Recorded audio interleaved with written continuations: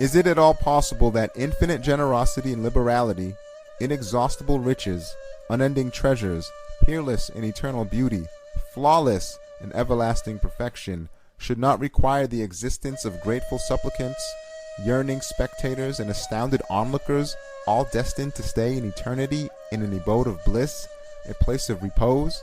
Yes, adorning the face of the world with all these objects of beauty, creating the moon and the sun as its lamps, filling the surface of the earth with the finest varieties of sustenance, and thus making it a banquet of bounty, making fruit trees into so many dishes, and renewing them several times each season.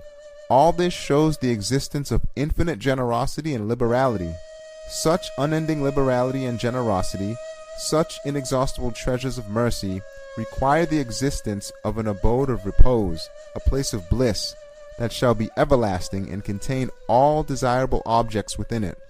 They also require that those who enjoy such bliss should remain in that abode of repose eternally, without suffering the pain of cessation and separation.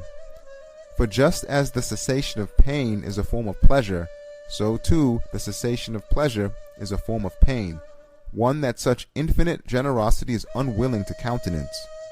It requires, then, the existence both of an eternal paradise and of supplicants to abide in it eternally. Infinite generosity and liberality desire to bestow infinite bounty and infinite kindness. The bestowal of infinite bounty and infinite kindness require in turn infinite gratitude. This necessitates the perpetual existence of those who receive all the kindness, so that they can demonstrate their thanks and gratitude for that perpetual bestowal and constant bounty.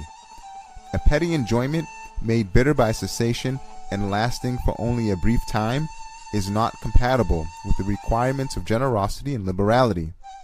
Look too at the different regions of the world, each like an exhibition where God's crafts are displayed. Pay attention to the dominical proclamations in the hands of all the plants and animals on the face of the earth, and listen to the prophets and the saints, the heralds of the beauties of dominicality.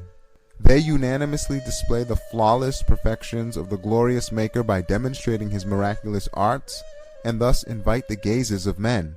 The Maker of this world has, then, most important, astounding, and secret perfections.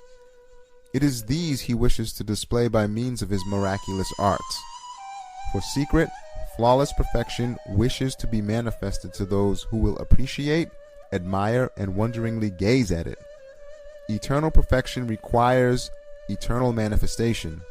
Such eternal manifestation in turn requires the perpetual existence of those who are to appreciate and admire it. The value of perfection will always sink in the view of its admirer if he is devoid of perpetual existence. Again, the beauteous, artistic, brilliant, and adorned creatures that cover the face of the globe bear witness to the fairness of a peerless, transcendent beauty, and indicate the subtle charms of an unparalleled hidden pulchritude, just as sunlight bears witness to the sun. Each manifestation of that sacred, transcendent beauty indicates the existence of countless hidden treasures in each of God's names. Now so exalted, peerless, and hidden a beauty, just as it desires to view its own fairness in a mirror and to behold the degrees and measures of its beauty in an animate reflection, desires also to become manifest in order to look on its own beauty through the eyes of others. That is, it wishes to look at its own beauty in two ways. Firstly, by beholding itself in mirrors of variegated color. Secondly, through the gaze of yearning witnesses to itself, of bewildered admirers of its beauty. In short, beauty and fairness desire to see and be seen. Both of these require the existence of yearning witnesses and bewildered admirers. And since beauty and fairness are eternal and everlasting, their witnesses and admirers must have perpetual life. An eternal beauty can never be satisfied with transient admirers. An admirer condemned to irreversible separation will find his love turning to enmity once he conceives of separation. His admiration will yield to ridicule, his respect to contempt. For just as obstinate man is an enemy to what is unknown to him, so too he is opposed to all that lies beyond his reach. and love that is not infinite will respond to a beauty that deserves unending admiration with implicit enmity, hatred, and rejection. From this we understand the profound reason for the unbeliever's enmity to God.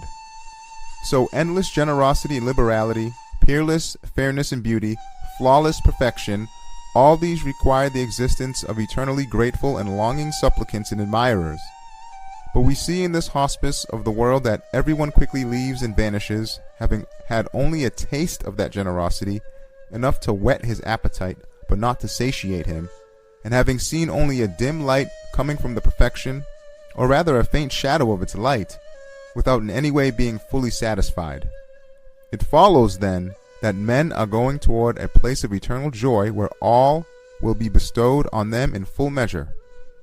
In short, just as this world, with all its creatures, decisively demonstrates the existence of the glorious Maker, so too do his sacred attributes and names indicate, show, and logically require the existence of the hereafter.